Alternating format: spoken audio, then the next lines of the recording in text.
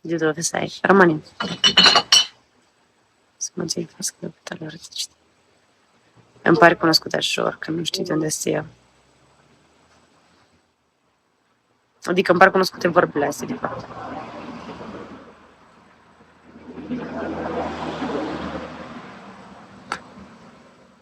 De fapt, câtă lume îmi face arogantă pe aplicația asta.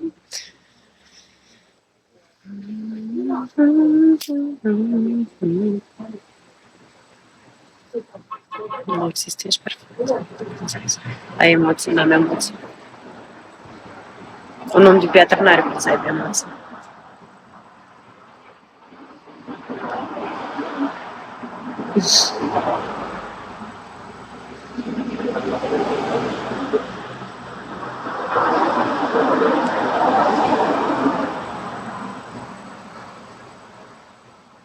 Ce să spui și tu acum? Spune adevărul.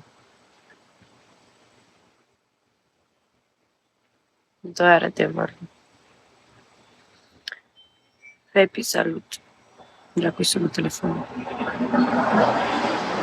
Ciao, Pepe.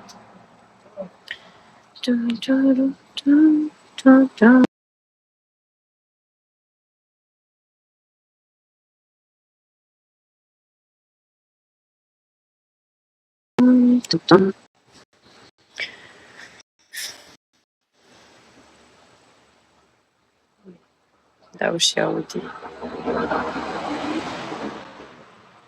Stai ca să ne-am prins. Jur că nu beau cafeaua cu lapte.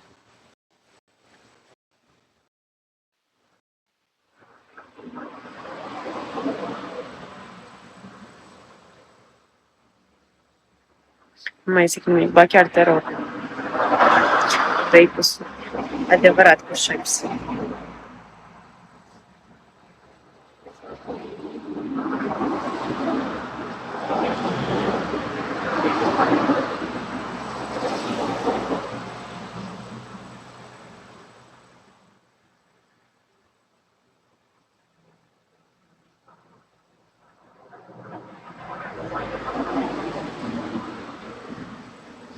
Adevărat că ești amintit de la fund. Și faptul că îmi zici că s-a amețit în cam induceneră.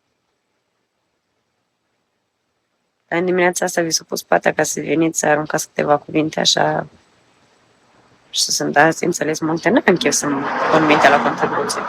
Vreau să fiu prost azi. Nu vreau să gândesc prea mult.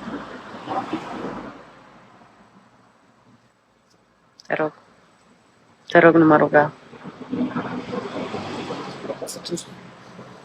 Bună ziua!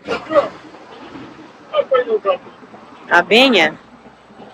Ce de bună rare fițărchișuri de feraică. Aritate cu un pic să fac o cafea.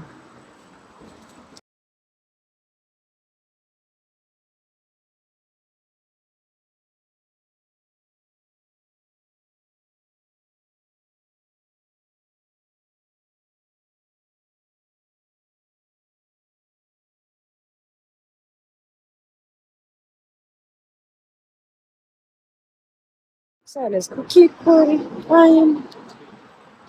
Așa, sunt băiat cu minte. Da, nu mă imaginez cât de cuminți ați fost. Ce cu blugi? Uite ce vezi cu blugii mei.